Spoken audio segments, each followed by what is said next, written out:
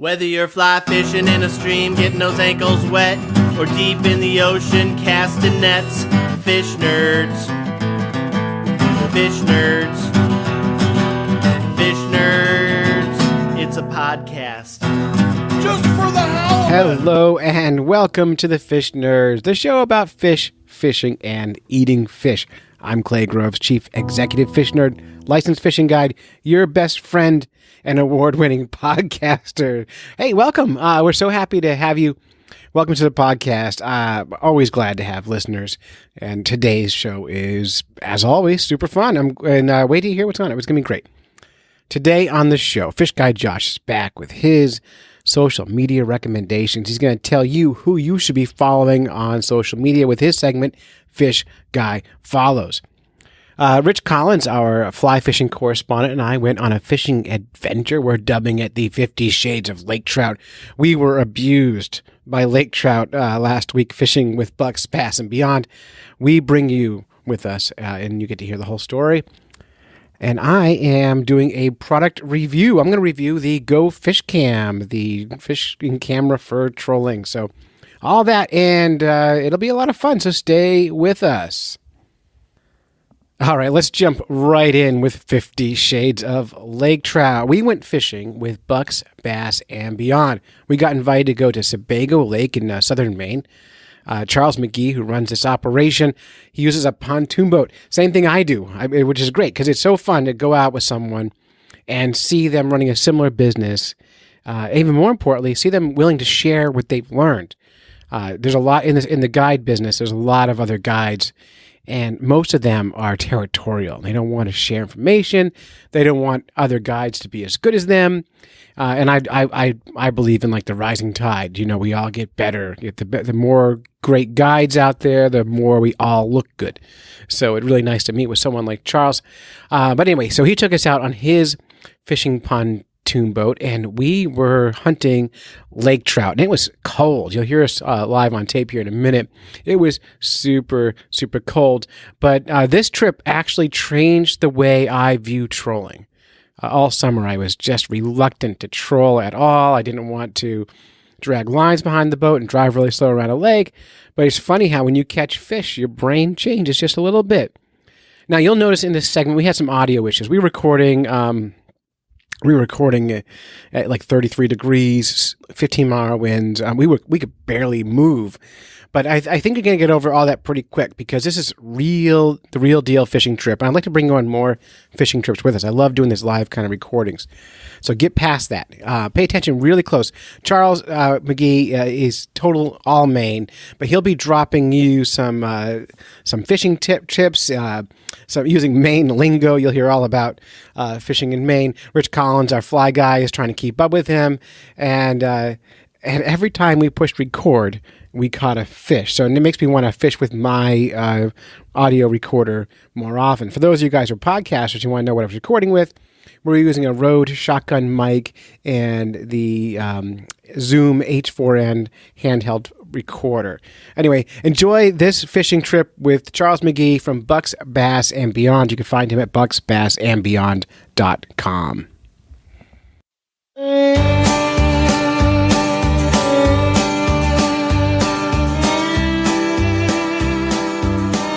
We got 15-mile winds. Rich Collins is here. Rich Collins, good morning. Good morning. It's cold. It's cold. What are your thoughts so far on this fishing trip? Come on, Rich. Fish on. All right. Live. Head shaking. That's definitely, we get... All right, Rich, talk us through this. What do you feel? I feel a minnow on the end of this little rod here. Oh, he kicked. It's a yellow perch. Oh, there he is. Oh! Salmon! Oh, it's a... Sammy! It's a little baby. Hey! All right. That's pretty sweet to get a salmon. Nice. Oh, he's a little baby salmon. Threw the hook already and got it on the rainbow trout pattern. Yeah, the Wonder Bread. Wonder Bread. The world is confused. We got 12, 14 inches there, not too bad. A little fish, get a fish and let him go. Yeah, be a nice fish stick. Cute. All right, there's a picture. Black dots on it. It's like saying that's like how they're individual. You can say like this is. Oh, it's their fingerprint? Yeah, it's their fingerprint. Thank you. Have you ever caught the same one twice? I don't think so, buddy. Bite. only the proper releases here. That was awesome. Rich Collar reporting. All right, this is Magic Rich. Just brought in a landlocked salmon. We were mildly joking about who first brought the salmon to Maine, the landlocked salmon, and I don't know that we know who created it or where landlocked came from. From the ocean. They rode in on the glacier. The ocean glacier? They were trapped by glacier rock and cut them off from the ocean. That's my thing. The glaciers brought the landlocked salmon to the great state of Maine. 10,000 years ago. And I happened to catch one on a downrigger, On the downrigger. and I thought it was a perch. We're just going to send it. 88 feet deep. 95. 85. That's it. We are launching the downrigger here on the, what's the boat's name? Slob City. Slob City, the SS Slob City. Captain Clay Groves is at the wheel. Clay, how's driving the slob? It feels like driving a pontoon boat. I've been doing this all summer, so it feels very familiar. Comfortable ride. I'm excited about this because the only other guide I know who guides on a pontoon boat is Charles. So coming out and see his operation and see that you just got to put time in on these things. There's some hope still. We've got comfy leatherette seats. We've got a nice deck to run around on. We've got 1, 2, 3, 4, 5, 6. How many lines we got in? Five lines and a camera, and we are staring at beautiful Sebago Lake. It's a good day. I was saying earlier, before we got rudely interrupted by that salmon, I can't talk 'cause I'm shivering, but we're testing out the Go Fish Cam today. So hopefully the goal is to get pictures of this underwater camera with fish chasing its lure. I've got lots of pictures of nothing so far. And we sound drunk because we're so cold. And This is what hypothermia sounds like. It's setting in hard. We're stopped shivering, and now we just can't talk, and I feel like getting naked. Like, that's how cold I am. And on that note, let's talk about something else. Captain, tell us about your business here. I'm not going to be able to find my business for about 2 hours after this trip. It's so damn cold out here. That's Bucks Bass and Beyond with no business. Has a little cold snap here. Rich Collins with other fish. You know, trolling's kind of fun when you got a good group and you got a lot of fish, you got big fish. Watch these lines here. There's a lot of turning happening here. You want to keep to the right a little bit? I'll try to keep you off the other line. Yeah. Good eye there. Good eye. Good eye. Good eye. I feel like we're playing baseball now. Fish on. We should be recording this on video. So let's see. We don't have color yet. Rich, how do you? Oh, there he is. What is it? Is it a Sam? Sam? No, trout. Lake trout. Keep bringing it, buddy. Oh! I Nice. just nailed Clay in the nuts with the net. It was the best ever. A nut shot on a Laker. Listen, I've been married for 11 years now. That's the best action I've had in months. 50 Shades of Lake Trout coming your way. All right, so That's the podcast episode name, 50 Shades of Lake. so this lake trout's probably pushing 19 inches, 18 inches. He's pretty. He's a pretty little skinny guy. We're going to just a little baby. We're going to send him back. Send it. There you go. End it. Oh! All right, nice one. I like how these trolling, they're not ripping the crap out of their lips. That always bothers me about trolling. Yeah. But they're coming right off the hook. They're happy. Yeah. Sort of. This is a good operation, Charles. The water's so cold that you can reel them right up. They're still so fresh. You can check them out, let them go. They're swimming off wicked strong. 58-degree water. There's plenty of oxygen, plenty of bait. They're like so strong right now that they're swimming off happy as can be. Not like in August where you like beg them to swim off. You got a bunch of floaters like you just took a dump behind you on the boat.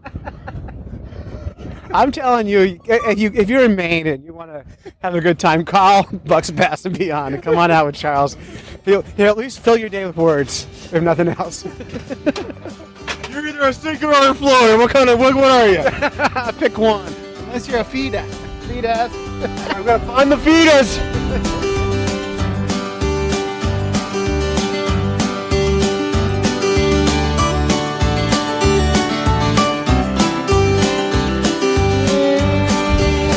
All right, Rich just caught the lake trout of his lifetime. Rich, what do you think about that? That was a horse. That was a slop. That was a shoulder. That was a beef. That was a pig. Yeah, and that colors, that was a greenback fish. What do you think about that, Charles? gorgeous, gorgeous colors. He was going into spawn mode. The whole back of that fish was green. Its fins were all orange with the white tips. That was a 30-inch fish, weighed close to 10 pounds. Massive shoulders, beautiful fish. Bucks, bass, and beyond at its finest all day long. Main fish. I'm moving. That's it. You just said there are no big fish in the fresh water. You gotta go to the ocean, Bob. I heard you say it. I heard you say it. Made our morning, buddy. You made our morning. Is it worth getting up for? Oh, yeah. Dude, that thing was so fat. It looked like a log you put on the fire, like a cord of wood. That's why I kept saying, is this good line? Because I see the knots there. I'm like, is this going to lose? Oh, those are professional cinch knots, blood knot. The best way to tie one line of equal diameter to another line, a blood knot. YouTube it. I got a knot app. I'm going to talk May now. We just got a couple nice lake trout just dragging the downrigger ball right up the hill in the mud. Sometimes they're so close, you gotta like just drop the ball straight into the mud, give them an epic mud bomb, bring it back up just a little bit. Lake trout. Yeah, now we know a good guide when they can make horse shit up like that and pull a fish out of the water. So nice job. I'm full of theories and I am full of shit, but I will mud bomb the crap out of you on Sebago Lake, and it produces, man. Yeah, you can, as long as you can back it up with big fish like that. We don't care what you call it. That was remarkable. Rich, you've had a few minutes for adrenaline and rush to go away. How do you feel? I'm a master fisherman. That's all there is to it. Yeah. Sure, I had a little help from some mud bomb, but you know. That's different from taco night when you mud bomb your own underwear. That's something different, okay? They're totally different. We're learning a lot here about Charles McGee today. We're learning that he'll always take it to the next level. So whether it's fishing or having a conversation while you're fishing, he's here for you. Mud bombing. Yeah, he's got a young kid in preschool, so mud bombing is part of his life anyway. Oh, they are. Dad, I gotta poop. Get out of here. I need my privacy. 2 minutes later. Come back in and wipe my butt. That's parenting in 2 sentences. Is this a typical day for you? We're doing pretty good this morning. It was freezing out this morning, but we tend to average, about 15 fish a trip for sure.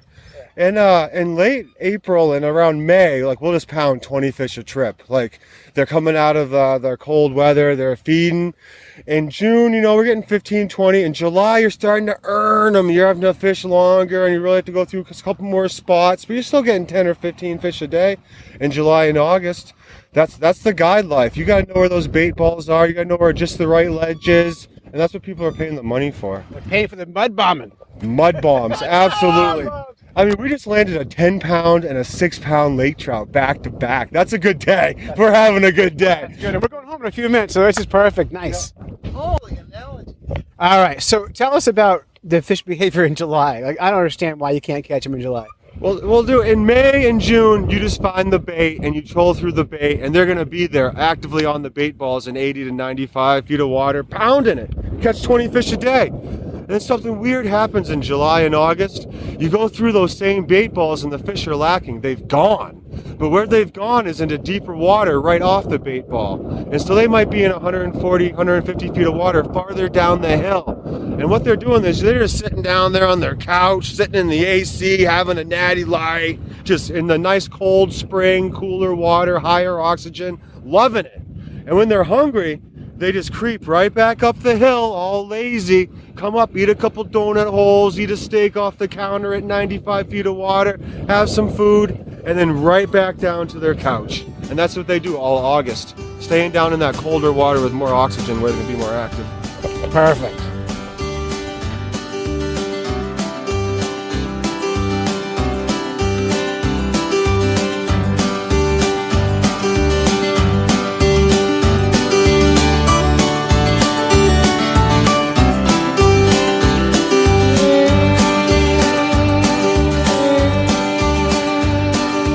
Today, fishing with Bucks, Bass, and Beyond is Charles McGee.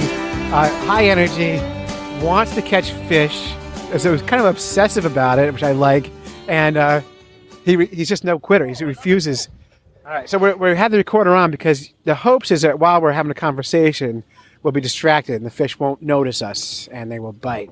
Charles, so you do an ice fishing operation too? I do. I offer ice fishing tours all over southern Maine for huge salmon, brown trout, and rainbow trout. The nice thing about Maine, you can catch salmon through the ice. New Hampshire is closed down for ice fishing. They're So protected here. You have to release them immediately at a couple of the lakes. It's catch and release. And some of them, if you catch one, you got to cut the line right with the salmon in the hole if you're at certain lakes. But I also teamed up with a bed and breakfast that's close by, and he uses the company van, and he'll deliver you to and from the lake, from the bed and breakfast to meet me on Fern Hill Farm out in the Wiley Road. Super nice couple in a quaint New England home. And so I offer ice fishing with lodging all winter long.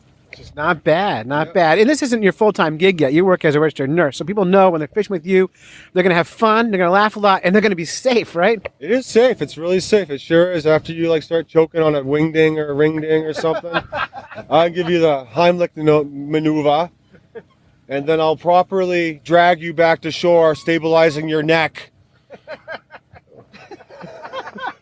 From your wing ding. From your wing dinger. You're totally safe in my hands. Yep, I worked at an LDL apheresis center, which is similar to dialysis, where people with toxic cholesterol, I start IVs all day long, set up these wicked expensive machines. That's 3 days a week, and I'm allowed to go fishing 4 days a week. And it's been quite a show. I'm always busy, but always having fun. That's more days fishing than working. I like that, huh? I made the turn this year. I told them, I was like, I can't do Thursdays anymore. You're stressing me out. The fish are biting wicked hard on Thursdays. They are. I'm done with Thursdays. You got that right. Thursdays is fishing's party day. Yep, now back to the right a little bit, boss. We're on the ledge. We're on, what do we call it? Lucy's Ledge. Lucy's ledge. Every time we've come across this ledge, we have a different name. Yeah, back to the right. I'm going to miss him. Last chance ledge. Yeah, I'll try. Uh-oh, the captain's getting up in the seat now. He did good. The He did mate okay. failed. I He did okay. for a bass fisherman. Even though I'm not. But, I'm a just trout. kidding. I'm I'm sorry. a trout geek. But these are trout, so it's all good. It's the wind. They're a char, aren't they? I don't know. Lake trout, they're a char, aren't they? I have no idea, buddy. They're a toad. Togue. That's right, yeah. I don't know the difference between char and trout, I don't think. Brookies are char. Yep. Correct? Yep. Lakers are char, I think. char, so it's Sunapee trout. Blueback, char. So what the hell's a brown trout? Trout. What's your best fish caught in this lake? Almost 31 inches, 11 pounds. Some young lady this August 7th. We caught our biggest fish in August. She was pretty happy. We caught our most fish days in August as well, which is going to be hard to do. The fishing slows down and we're still pounding them. And what's, do you ever eat these things? No, they taste like mud. Absolute mud. Disgusting. You have to be starving. I get a calzone from the Gorham House of Pizza on the way home. I am not eating a lake trout. And if I do bring it home and I clean it and I put it in my backyard, I got every skunk and possum and rabid dog in Gorham, Maine digging through my trash. Because I ate a 3-pound lake trout, choked down a bunch of bones for half a meal. Not happening. Won Powerball. The skunks win Powerball. It's Lake Trout Day. Oh shit! Dude, it's so gross. He caught another one. But some people like them. They're liars. Oh, fish. Fish on! Fish. Fish on! Go ahead, get it. Oh yeah, that's one. Get him up. I knew this would work. It's a big one. Still feel him? I think so. No, maybe not. It wasn't head shaking. No, that's a fish. What's it rod? Yeah, I Get guess. him up, just put it down. No, it's a fish. There's something on it. That's a fish. It's not. It's a fish. It's not a big fat monster. Rich is for the first time disappointed in a fish. Didn't somebody say that last time we went out, that I'm always disappointed with the fish that I get? You're already depressed. You haven't seen the fish yet. You're already sad. I know it doesn't feel like the other one. I wasn't sad on that big one. I had a 10-pounder earlier. This 7-pounder is disappointing. That's exactly it. You got one, Grab? We're gonna get him. Right. Gonna get him. Get him. Don't let that fish work you like the last one. Rich is getting tired. Needs a shark belt. Yeah, this rail's tired. It is a hard one. That's what I've been catching fish on. And it's like, I think it's a Oh, you know why? Because it's lead core. It's the wrong side. And it's like you're reeling with your wrong arm, and it's like a 1-to-1 gear ratio. You're just cranking that fish up. There's no drag running on that thing. Come on, that reel cost me $40 3 years ago. It's the best one I got. Oh, I like your style, Charles. All right, we're going to stay with it live recording while Rich fights his fish in. It must be like 700 feet behind the boat. I can't even see the line. I think it's a minnow. Keep fighting. Rich is getting tired. Do you want someone to trade off? Yeah, do you want to take over? I know. I want to watch you do it. This fish was in Canada. Jeez. It's a different lake. There's so much line out on this thing. Use the Gatorade break. Towel. Water boy! Gatorade. Put some Vaseline on his face. He's getting chased. Oh, it's a fish. Uh-oh. Is it color yet? Hey, lake trout. That's a good one. Oh, yeah, that's another one. Oh. Come on. Good. Please got the microphone. Yeah, 24. Nice 25 one. That's a good fish. It's a good Ate fish. everything. It's not as good as the other one. Roll. That's like a tank. It is. That's a big fat fish. Holy hell. All All right, we're heading back in. Wrapping up a day of fishing with Bucks Bass and Beyond. Been fishing for nigh on 17 hours. It was freezing cold when we got out here. It's freezing cold now, but it doesn't feel nearly as bad because we were acclimated. Charles, how do you feel about fishing with the fish nerds? It was a lot of fun today. You guys are definitely nerds. No question about it. It is a lot warmer out here. The snot drip has slowed down substantially coming off my face. Yeah, some people measure in Celsius, some Fahrenheit, some in snot. And Bucks Bass and Beyond, definitely snot is the measurement of cold. Yeah. Rich, what do you think of this trip overall? You pay for a lot of guided trips. What do you think about this one? I love Maine. There's no place like it on earth. I like to bitch about it, but Maine's a great place. Yeah. We caught some nice fish today. Lots of monster fish. Beautiful fish. My best one was that one you caught, Rich. It was probably pushing 10, 11 pounds. I'd say 12 pounds. Easily 14 pounds. When you add the shoulders, 15 pounds. Plus the tongue, right? Absolutely. You add the weight of the angler. Could barely pick it up. Always add the way of the angler. Those 9 or 10 pounds all day, 30 inches with shoulders, just a massive, beautiful lake trout on a chilly morning in southern Maine. I like that you can guess their size before they're even in the boat. You're like 14.2 inches, and you're yanking it. 30 pounds. Yeah. Now, any theory on why lake trout bleed so much? They're sensitive bastards. Yeah, just bunch like of you guys. bunch of wusses. They're not like bass. You could like throw those things around, smack them off your canoe. You let them go, it's like no big deal. These lake trout, they're just sensitive. They have tons of gills in there to get the treble hook, get caught up in a little bit. They like breathing. Bass, you can whack them on a wall. You That's can true. use them as you can have pillow fights with bass. That's true. It's totally fun. And your website is, I assume it's bucksbassandbeyond.com. It sure is. BucksBassandBeyond.com. Southern Maine Adventures right on Sebago Lake in southern Maine, guys. It was my pleasure to have you out here today. Yeah, and if people are booking a trip for next summer, can they book now? Yeah, booking right now, absolutely. And I got all these ice fishing tours coming up this winter, which I offer lodging as well. I supply the shack, the heat, DVD player. Like, ice fishing season's coming up. Now, I heard that even if they get cold enough, you'll spoon with them. True? Free spooning? Free spooning. Nice upgrade. That's the part of Maine that scares me a little. Well, everything's legal in Maine. That's why we like it. Yeah, you never know after 2 cups of coffee brandy, I'll almost spoon with anyone. Like, that's true. Maine's special drink, Bob. You go to the liquor store, there's 14 aisles of coffee brandy, and there's like 1 aisle of Absolute and Fireball.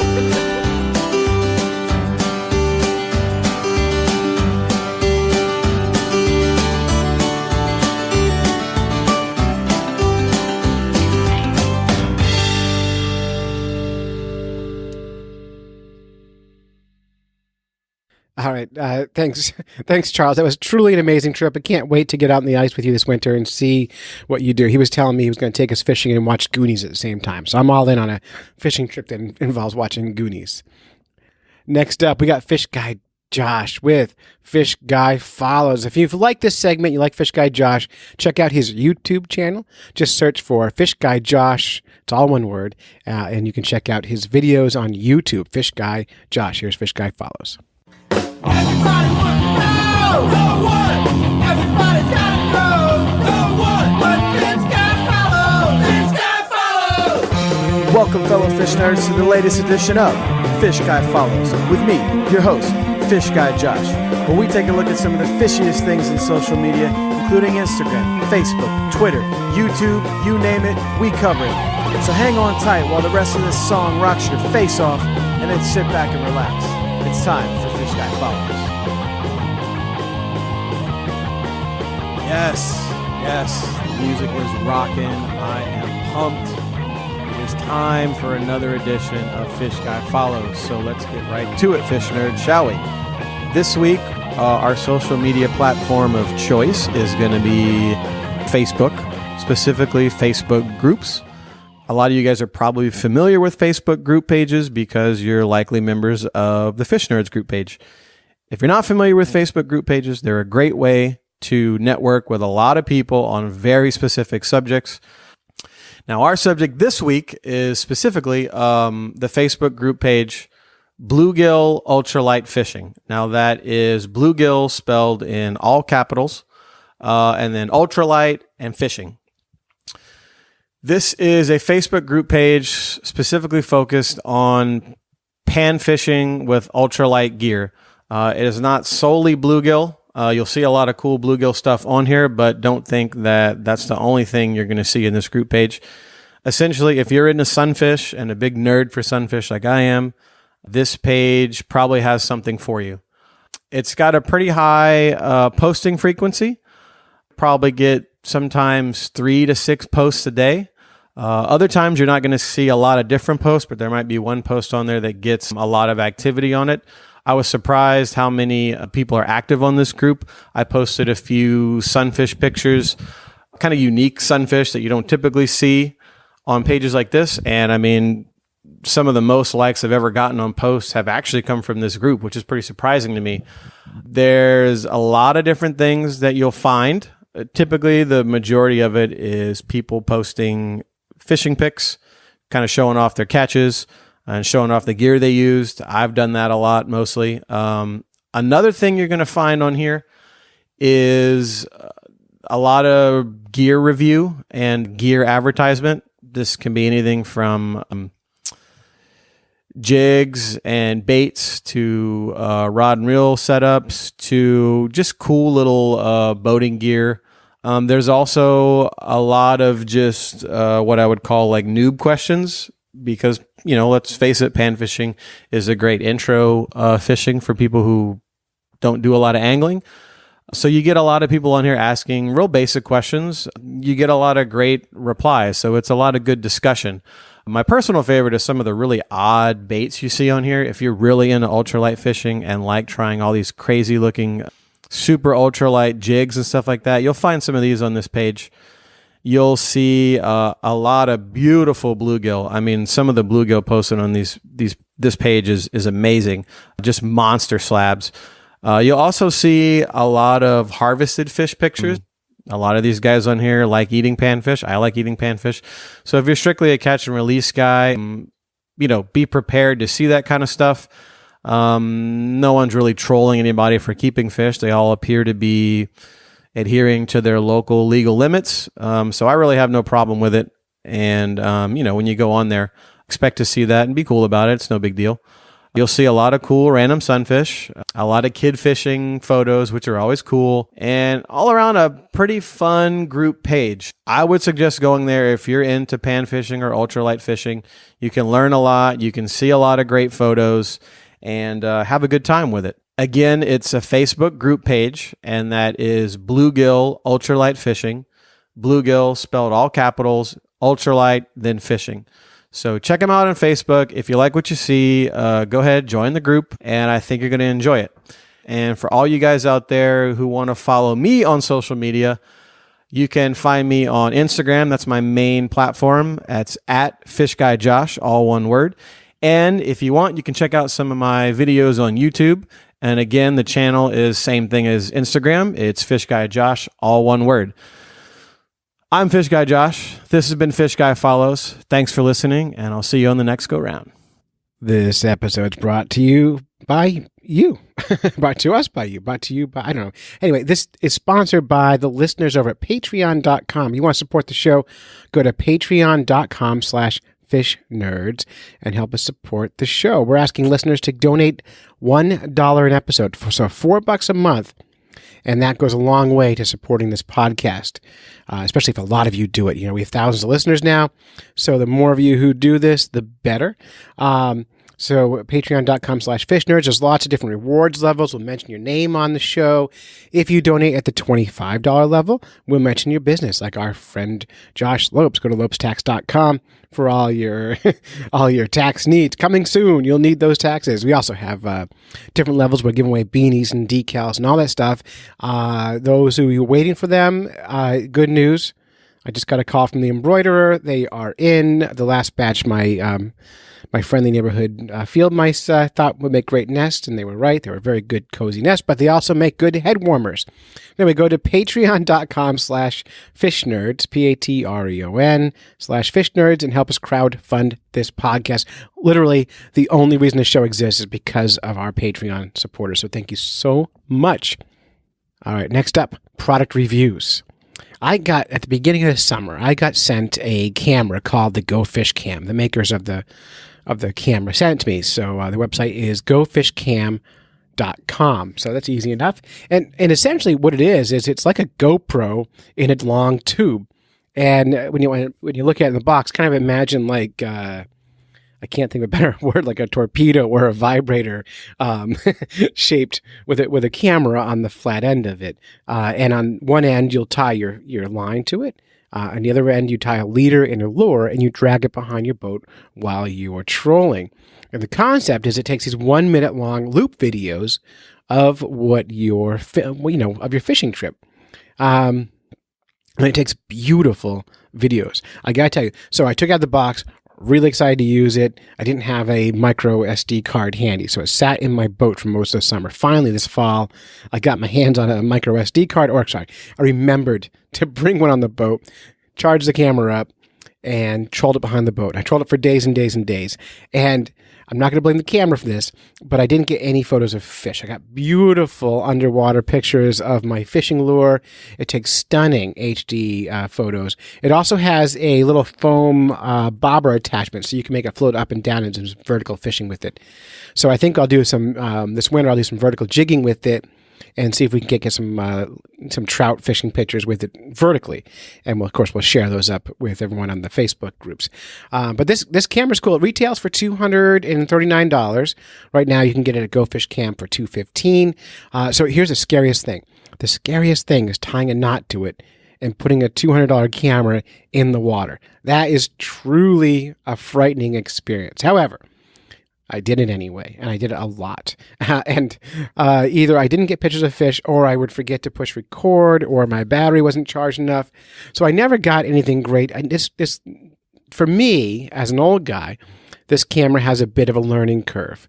But for those of you more tech-savvy people, I think you can do some really great video with this. If you guys have a YouTube channel or you want to start one, you can get some really unique videos with this. Now, this does also attach via Wi-Fi to your cell phone. There's an app for the Go Fish Cam, and you can attach it right to there and control it from there. I have never been able to attach it to my camera. I tried and tried and tried. I need to find like an 8-year-old to make the connection for me. So I'm going to keep working on that. So great camera. I haven't got any fish pictures to share from it yet. As soon as I do, I will share them. I really love it, and I would recommend this to anybody. So that's my recommendation. Usage, again, it's pretty easy to use. I bet way easier once you attach it to your camera. Remember to charge it. Remember to turn off when you're done. It's all waterproof housing. It's ruggedly built. It looks great. You can cast it, drag it, jig with it, whatever you want to do. The pros is it takes great videos. The cons, for an old guy like me, challenging to connect it all up, really hard to use. The nice thing about the 1 minute videos it takes, the reason it does this is that way when you're editing, you don't have like 2 hours of video to look through to find fish. You have lots of 1 minute videos. So it's a lot easier to kind of go through it. And you can go right on your phone, apparently, and see these videos and know right away if they're worth looking at. So for more information on the Go Fish Cam, go to gofishcam.com, and you can buy it right there. They're not paying me for this. It's not a commercial for them. They just gave me a freebie to test out. And I'm going to try and do a review every episode from now until Christmas so that you can think about, hey, what can I buy that fisher person who has everything? And this might be the thing for those people. I'd like to see someone with a fly rod cast this. I think that would be really funny. But anyways, it's a really cool concept. It'll be interesting to see how well these work. It'd be way cool to find a way to retrieve these if it breaks off, because that's my big fear with these, and them breaking off sometimes. So anyway, that's the Go Fish Cam. So that's it. You've listened to a bunch of fish nerds when you should have been fishing. We would like to thank our families for supporting us while we podcast, go on nerdy fishing quests and other kinds of quests, and letting us do the silly things that nerds need to do. We wouldn't be a nerd if we weren't doing the things. Special thanks to Fish Guy Josh, Rich Collins, Charles McGee from BucksBassandBeyond.com, and special thanks to Wally Pleasant for recording our theme song. So, until next time, follow the code of the fish nerds, spawn early and often, never trust a free lunch with strings attached, and swim against the current every chance you get. Whether you're fly fishing in a stream, getting those ankles wet, or deep in the ocean, casting nets, fish nerds. Fish nerds. Fish nerds. It's a podcast. Just for the halibut. Fried in a basket or broiled in a pan. Eat it raw like you're in Siam. Fish nerds. Fish nerds. Fish nerds. It's a podcast.